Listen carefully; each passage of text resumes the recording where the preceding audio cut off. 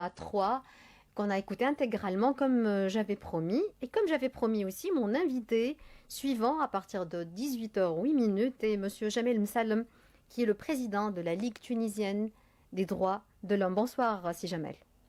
Bonsoir Madame Amel et bonsoir à toutes les auditrices et tous les auditeurs de la chaîne RCCI. Merci En infiniment. fait, la Ligue tunisienne pour la défense des droits de l'homme. La Ligue tunisienne pour la défense des droits de l'homme, l'LTDH, bien sûr. LTDH, c'est ça. Évidemment, évidemment. C'est par abus de langage qu'on fait des abréviations, Oui, si Jamel. Alors, oui, mais il y a une tendance d'oublier que le mot défense. d'accord. D'accord, c'est la Ligue tunisienne de la défense des droits de l'homme que vous êtes son président. Et justement, on va parler un peu de la position de la Ligue tunisienne de la défense des droits de l'homme par rapport à ce qui se passe en Tunisie depuis le 25 juillet. Tout d'abord, est-ce que vous avez pris une position individuelle ou c'est votre première position exprimée aujourd'hui à travers ce communiqué co-signé? En fait, nous avons publié deux communiqués, un communiqué propre de la Ligue le 26 juillet. D'accord. Et le même jour, il y a eu un communiqué co-signé par cette association, organisations et syndicats annonçant la formation d'un collectif associatif qui assure le monitoring des prises de position et de situations politiques d'exception. D'accord. C'était quoi la première position de la Ligue le 26 juillet dernier, le lundi d'avant en fait, c'est ça?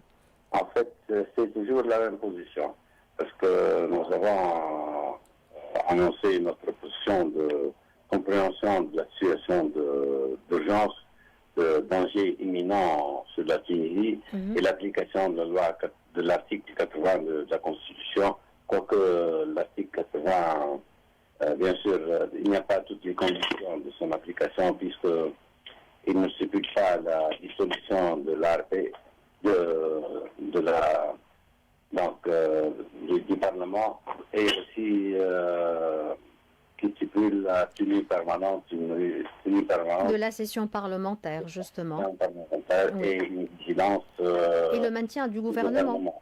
Le maintien Oui, du gouvernement, effectivement. Alors que maintenant, nous sommes avec une ARP gelée, avec un gouvernement qui n'existe plus, avec un chef du gouvernement parti, avec un gouvernement qui est déjà parti, En fait, effectivement. le chef du Parlement est parti. Il y a eu la nomination du ministre de l'Intérieur. Oui. Nous avons demandé une réunion d'urgence, j'espère qu'elle va être Vous avez demandé une réunion d'urgence avec qui? Avec le chargé de avec le gérer. ministre. Avec le Avec le chargé, ministre. le chargé, il n'est même pas ministre, si jamais. Oui, C'est un il est chargé de gérer euh, les affaires du ministère de des affaires du ministère de l'Intérieur. l'Intérieur. Et pourquoi vous avez demandé une réunion avec lui? Parce que la Ligue a reçu quand même certaines plaintes et nous venons vérifier avant de prendre une position définitive. Oui. Nous avons voulu vérifier la version officielle du ministère de l'Intérieur concernant certains abus lors des arrestations et concernant les plaintes qu'on a reçues. D'accord. Il y a eu aussi des arrestations opérées non pas par le parquet de la justice judiciaire, mais par le parquet militaire. Donc il y a aussi le tribunal militaire qui interfère dans des affaires d'arrestation et des enquêtes. Est-ce que vous avez eu des échos? Est-ce que vous avez eu des plaintes par rapport à ces arrestations aussi? Pour les arrestations militaires, justement, on n'a pas eu jusque-là des échos, mais les plaintes qu'on a reçues émanent de personnes, que ce soit anciens députés gelés, surtout, et de personnes autres qui ont eu des fonctions de responsabilité dans certaines institutions de l'État. D'accord, très bien. Revenons, si jamais, à ce communiqué qui est co-signé, qui vient d'être publié, co-signé par, donc là, je rappelle, le syndicat tunisien des journalistes, le syndicat national des journalistes tunisiens, l'association des magistrats tunisiens, l'association tunisienne des jeunes avocats, l'association tunisienne des femmes démocrates. Je suis en train de traduire de l'arabe simultanément. La Ligue tunisienne de la défense pour la défense des droits de l'homme, le Forum tunisien des droits économiques et sociaux, et l'association des femmes tunisiennes pour la recherche du développement. Je ne sais pas si c'est le pour nom. La recherche et le développement. Et aussi l'association tunisienne pour la TFD, l'association tunisienne des femmes démocrates. Des femmes démocrates, j'ai déjà cité. Ouais. Alors, il y a à peu près 5 ou 6 points dans ce communiqué. C'est quoi votre position? Donnez-nous ces différents points, si Jamel Msalm.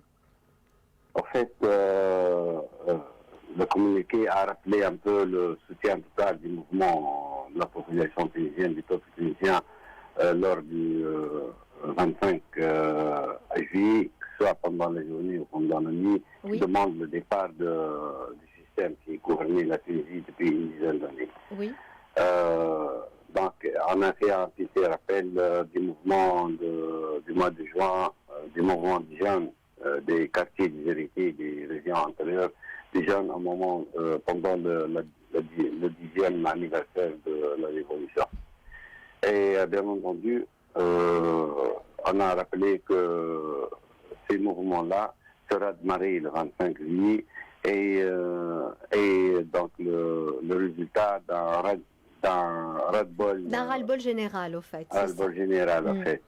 Et on a demandé au président de la République de fixer une feuille de route claire parce que jusqu'à maintenant, du 25 juillet jusqu'à 5 août, il n'y a pas eu la nomination d'un chef du gouvernement. Président du gouvernement. Donc on demande une feuille de route claire et pour combler les vides qui sont dans l'administration tunisienne. D'accord. Et bien sûr, on demande que, en fait, on a toujours parlé de notre crainte de l'association des trois pouvoirs entre les mains de l'institution de la présidence de la République, d'une seule personne. pouvoir exécutif, législatif et judiciaire. Pour le judiciaire, on a demandé à laisser les magistrats libres, donc à respecter l'indépendance de la magistrature pour traiter des sujets de la corruption, du vol, de l'argent, du détournement, donc de l'argent. Et c'est ce qu'a demandé le peuple tunisien. Il faut donc faire des procès, mais des procès équitables où on donne aux accusés tous les moyens de défense. Donc, au cours de procès équitables, respectant les normes internationales de procès équitable. Est-ce que, entre parenthèses, que vous pensez... On a appelé un peu la situation sanitaire qui est critique et délicate et qu'il faut continuer avec une stratégie claire, peut-être réviser certains autres points. Bon, on a publié un communiqué au nom du collectif de la société civile pour la défense du secteur public de la santé, un collectif qui travaille depuis 4 ans maintenant. On a proposé certains points pour être efficace dans la lutte et dans la prévention de la pandémie. D'accord. Vous n'avez pas parlé du pouvoir législatif. C'est-à-dire que vous insistez auprès du président de la République pour qu'il forme immédiatement un gouvernement, après la nomination d'un chef du gouvernement, un gouvernement qui respecte la parité et la compétence, mais vous n'avez pas parlé du Parlement. C'est quoi votre position par rapport à un Parlement, qu'on le veuille ou pas, un Parlement qui a dérapé, un Parlement qui a donné un très mauvais exemple, d'accord, un Parlement qui est devenu une arène d'échange de violence, on est tous d'accord sur ça. Oui, mais c'est un Parlement, juste une seconde, je termine ma phrase, mais c'est un Parlement qui est légalement élu. C'est un Parlement qui est démocratiquement et légalement élu, tout comme le président de la République qui est légalement et démocratiquement élu. Alors c'est quoi votre position par rapport à ce Parlement qui est gelé aujourd'hui? En fait, le Parlement, bien sûr, qui est élu légalement, il n'a pas eu de problème dans l'ordre des élections, élu démocratiquement.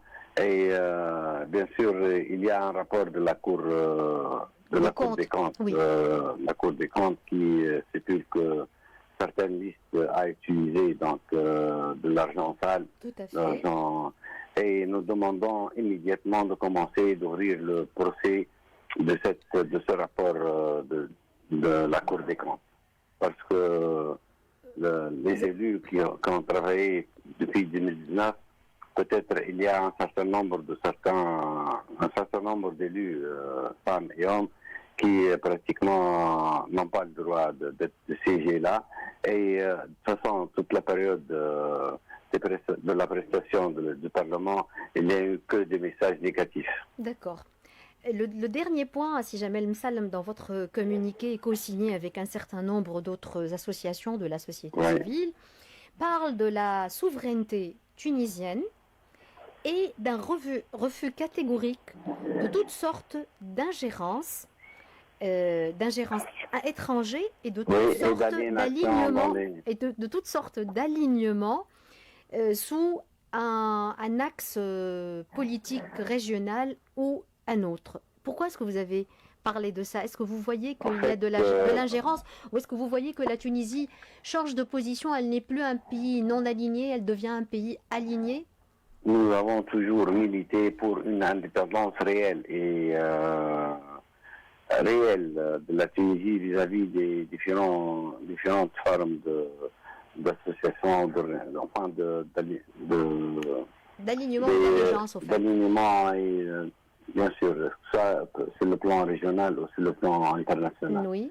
Et nous refusons toute ingérence des pays étrangers dans les affaires internes de la Tunisie. Mais est-ce que vous pensez aujourd'hui qu'il y a de l'ingérence?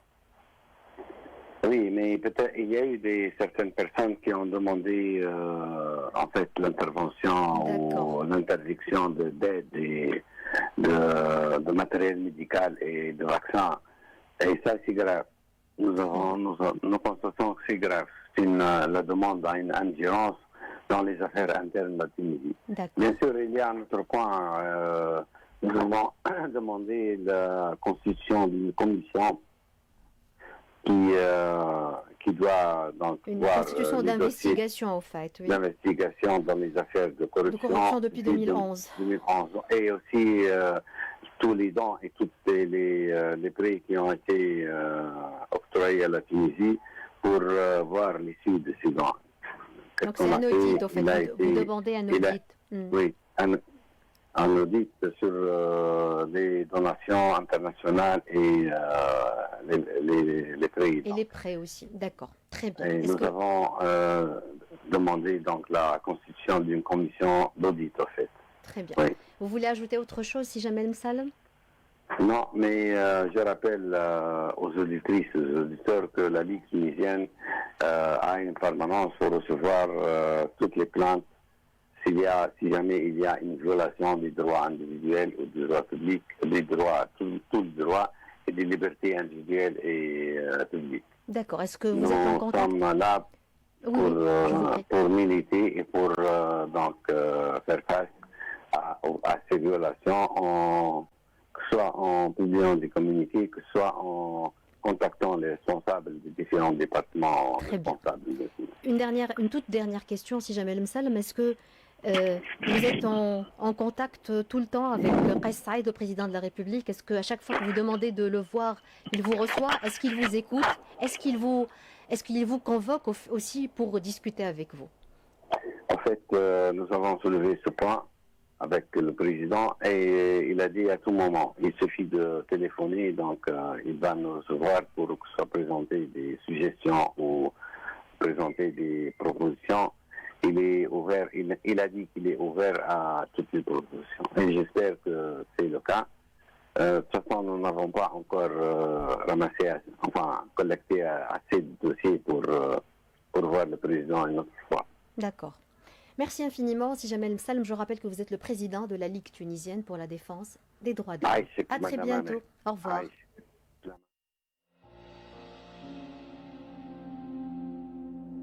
One more sunrise, one more empty sky, though she's gone.